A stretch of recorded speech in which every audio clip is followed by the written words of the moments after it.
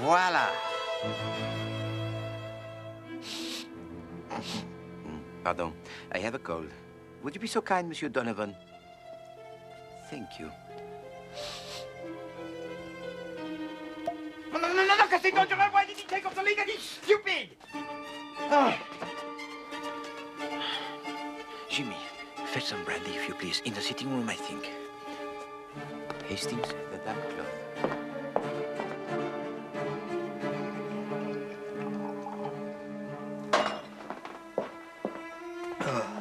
What happened? Here, drink this, my friend. You are fortunate, Monsieur Bailey. It could have been worse. Even poison, perhaps. Huh? You must be more careful. A kick like a mule. Feeling any better? I think so, thanks. Oh, mon Dieu. Hastings, take him upstairs to the flat, huh? Perhaps prepare for him some coffee. No, I'm sure I'll be fine now, thanks. No. I insist. You are still weak, yes? I suppose I do feel a bit wonky still. Better come along, old chap. Take it easy for a bit. Oh, Hastings, make sure Monsieur Bailey is very comfortable, because, Hastings, I am anxious for his health. Right.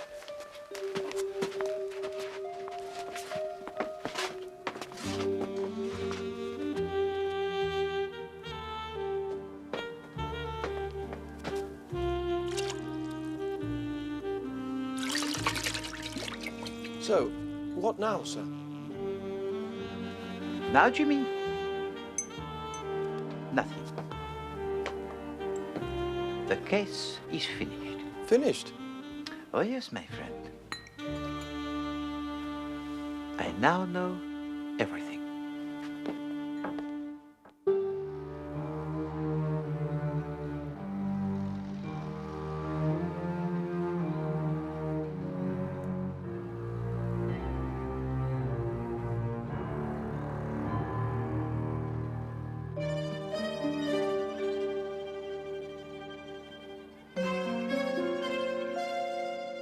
I don't understand, sir. Have they arrested this Fraser chap already? There is no Fraser chap. He is the name only.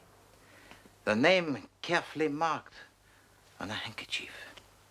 The name written on the bottom of a letter which was placed in the pocket of the dead woman where we would find it. Good Lord. But who changed the light bulb in the kitchen, then? No one. The light, it works to perfection. It was a ruse to get you into this sitting room. Come, I show you. You see, Jimmy, with the light on, it is obvious at once that this is not the kitchen of Mademoiselle Patricia. Eh? You would have had no reason to go into the sitting room, would you? No. No. Jimmy, what is this? The key to this flat? No. It is the key to the flat upstairs. The key to Mademoiselle Patricia's flat. Monsieur Bailey stole this key, Jimmy, from her bag, and I presume sometime during the evening. Donovan stole it? Yes. What on earth for? To prevent you all from going into her flat when you came back from the theater. But why would he Oh, want... mon Dieu! To drive you into this flat instead. To drive you, my friend, into the service lift. But where did you find the key? We are expected to find it. In the pocket of Monsieur Bailey. You see, Jimmy, I only pretended to find this bottle in the rubbish bin. I had it in my pocket all the time. But I hand it to Monsieur Bailey, he sniffs it, and pff.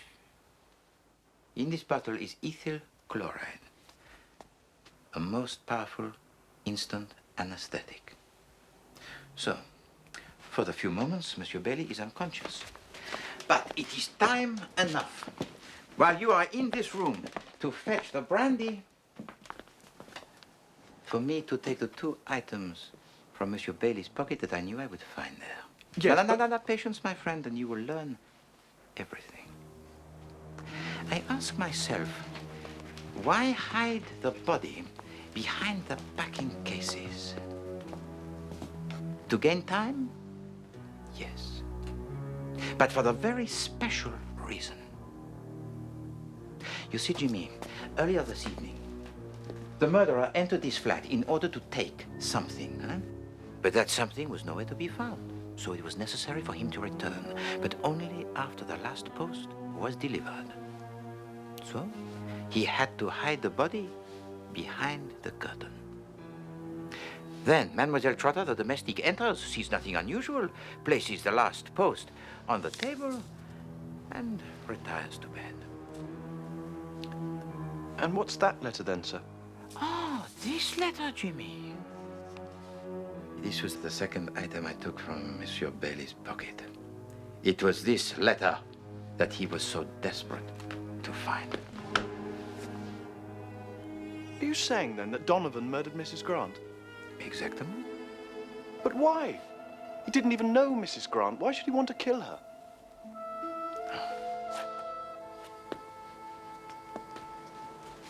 Jimmy, before I tell you, allow me to ask you a question. It is a most personal one. Are you in love with Mademoiselle Patricia? Oh, come on, come on, come on. Don't be shy. If I were your age, monsieur, without doubt, I too would be in love with her. Well, yes, as a matter of fact, I care for Pat damnably, but of course she's engaged to Donovan. She will need you once this trouble is known. How do you mean? Once this case becomes public, Jimmy, it will be very difficult to keep her name out of it entirely. You see, Mademoiselle Patricia was the motive for the murder. Poirot! Vite! Poirot! He's made a dash for it!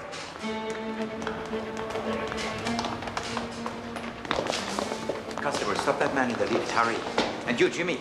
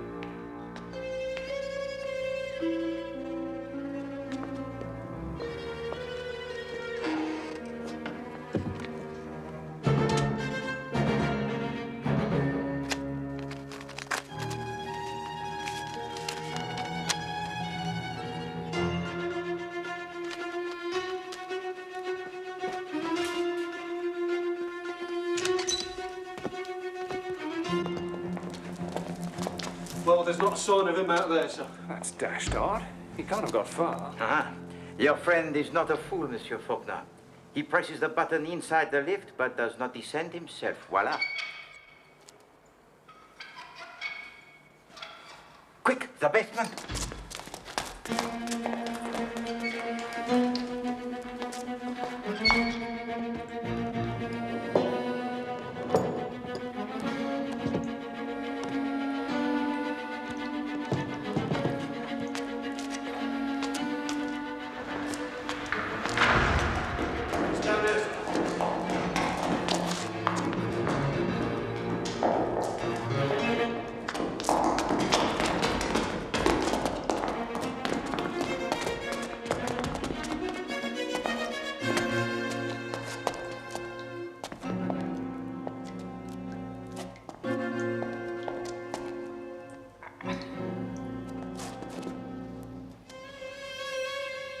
Nothing here.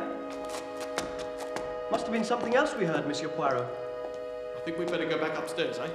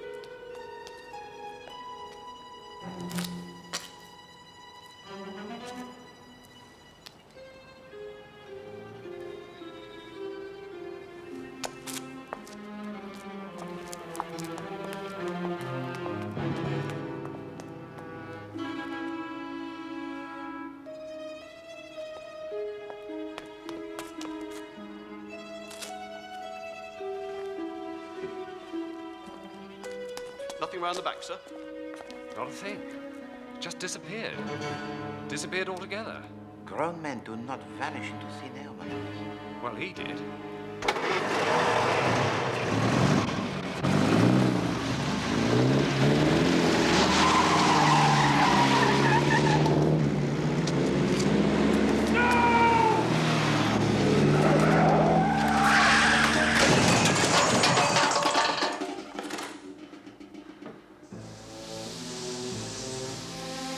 Oh my God, Donovan! Monsieur Bailey! Monsieur Bailey! I'd better call an ambulance, sir, I think. Is he badly hurt?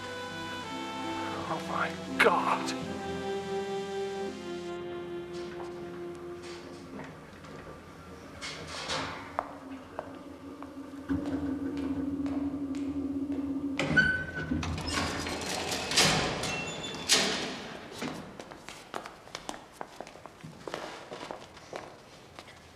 That front axle's just sheared right through. Oh, mon pauvre Hastings. But you must not brood. You must occupy yourself, huh? Go and telephone the Chief Inspector Jacques and tell him we have caught his fisher.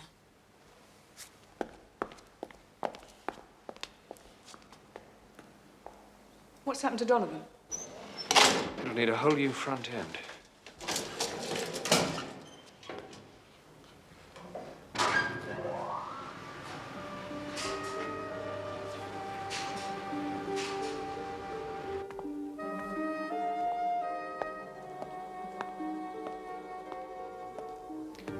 Monsieur Bailey, please give me the letter you have just taken from the table.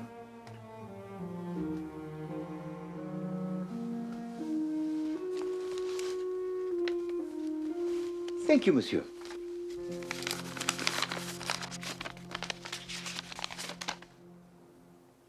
Jimmy, be so kind as to read us this letter written to Mrs. Grant.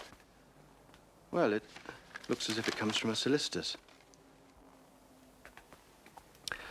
Dear Madam, we return the document you forwarded to us. It is quite in order, and the fact of the marriage having taken place abroad does not invalidate it in any way. Yours truly, etc., etc.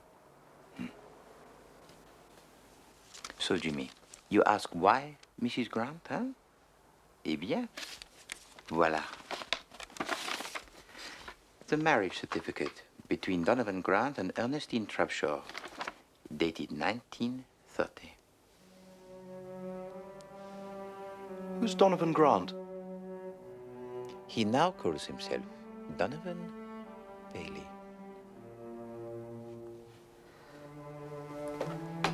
I wanted a divorce. I begged Ernestine, but she refused. Said she'd never let me free. After I fell in love with Pat, Ernestine started hounding me. Telephoned me every day, held it over me, threatening to tell Pat everything. Drove me mad. And she suddenly announced she'd taken a flat here, right underneath Pat's. I couldn't believe it. By then I knew she was crazy enough to do anything. So, what happened yesterday, monsieur?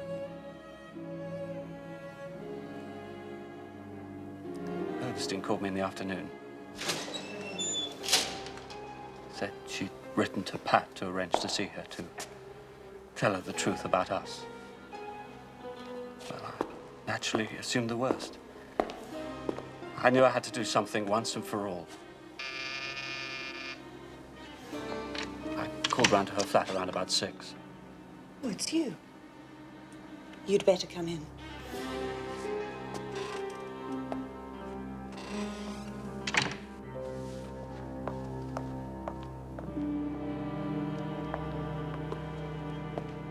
Drink? You've absolutely no right to go hounding Pat. But I'm not hounding her, my darling. I'm simply telling her what a rotten bounder you are, promising to marry her when you're already married to me.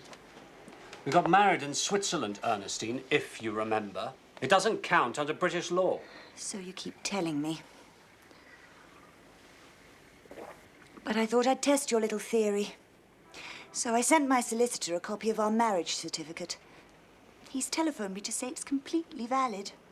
And he's written back to me to confirm it. Show me. I haven't received his letter yet. It'll arrive in the evening post, I expect.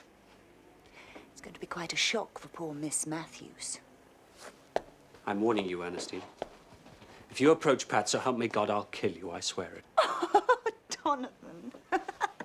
Don't make me laugh. Now run along and try and impress somebody else, will you? Poor Miss Matthews. You really have let her down, Donovan.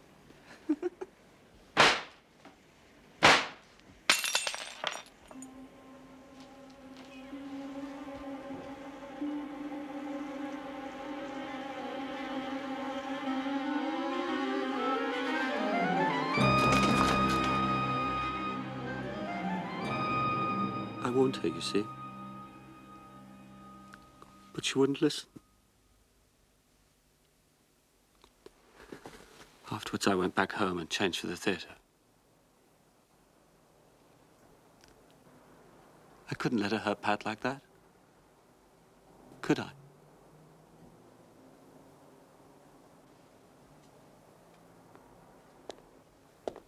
Ah, my dear Chief Inspector.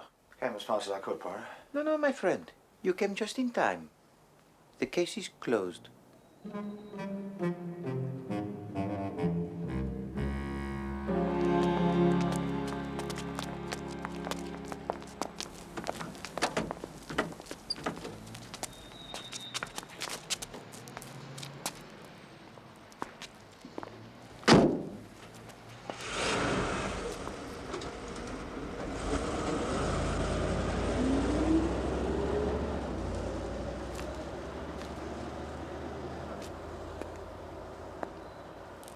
Jimmy, go to Mademoiselle Patricia. She doesn't want me. She wants him. No, mon ami. She needs you. Go on, go to her.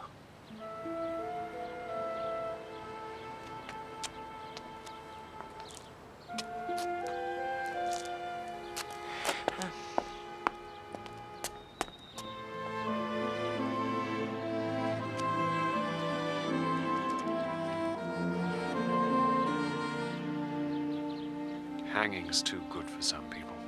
Basically, what you've got here, Hastings, is some very expensive scrap metal.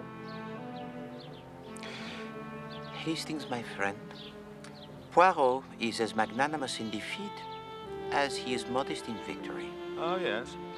In view of the fact that you are going to need every penny you can get to restore this beautiful machine to health, I have decided to pay up and be content. I say. Thanks, old boy. Think nothing of it, old boy.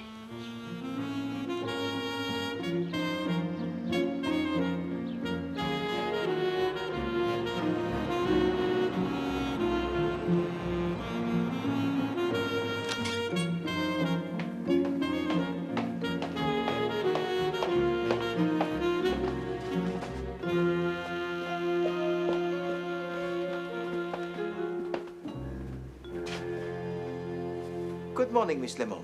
Good morning, Mr. Poirot. And what a beautiful morning it is. Lovely. I hear you've been having all sorts of excitement here. No, it was nothing. A case like any other. I've got your friar's balsam for you. My what? Your inhalant for your cold. Poirot does not have colds, Miss Lemon. It is well known that Poirot scorns all but the gravest afflictions. But yesterday you were... Miss Lemon, yesterday was yesterday. My tisane, if you please.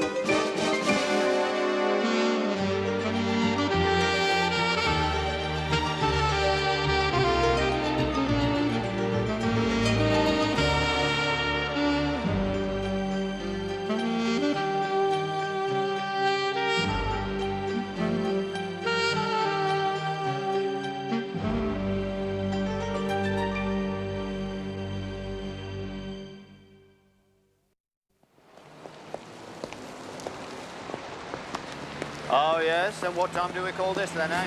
I want to get you out of bed. Here.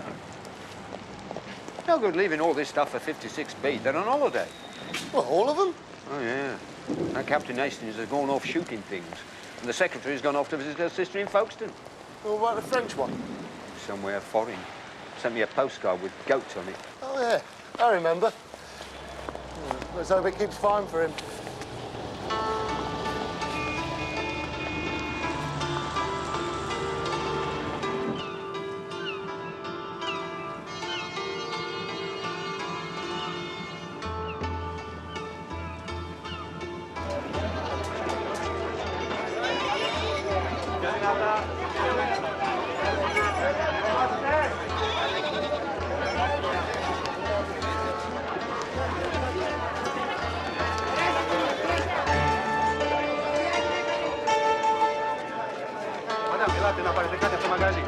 Όχι, όχι.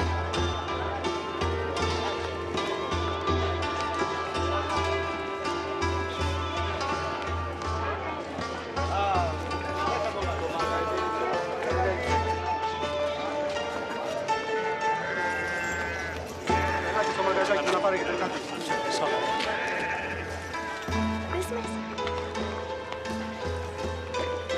Thank you.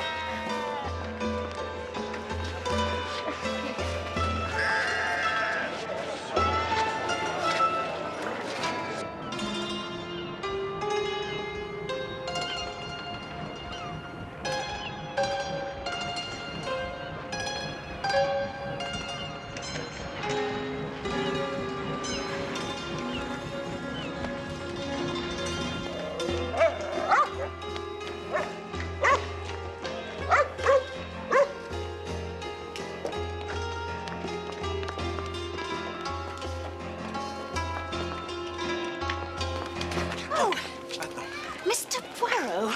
How pleased I am to see you. Mademoiselle? Lyle. Pamela Lyle. I recognized you at the hotel. I'm a great admirer. Oh. May I cling to you, Mr. Poirot? Yes, it would be a pleasure, mademoiselle. You are in danger? It's against all my instincts, but the man persists. And with the hotel being so empty, there's a great danger of my getting stuck for the rest of the holiday.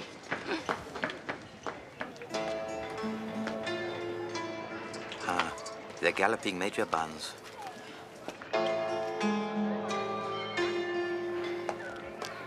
Yeah, for the fishing, he tells me.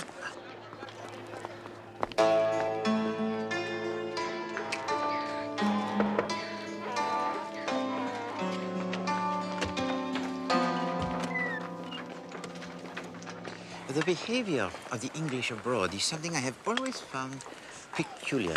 At least he's not a bottom pincher, Mr. Poirot. Ehi, ragazzi! Vieni con noi, ragazzi! Ma ci sta Gruni? Lani. Look at them.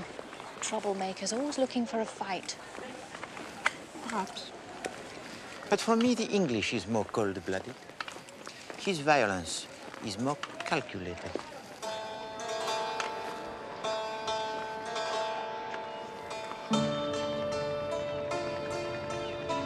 Spent all day at sea and my wife's exhausted, so let's get to the hotel as fast as possible.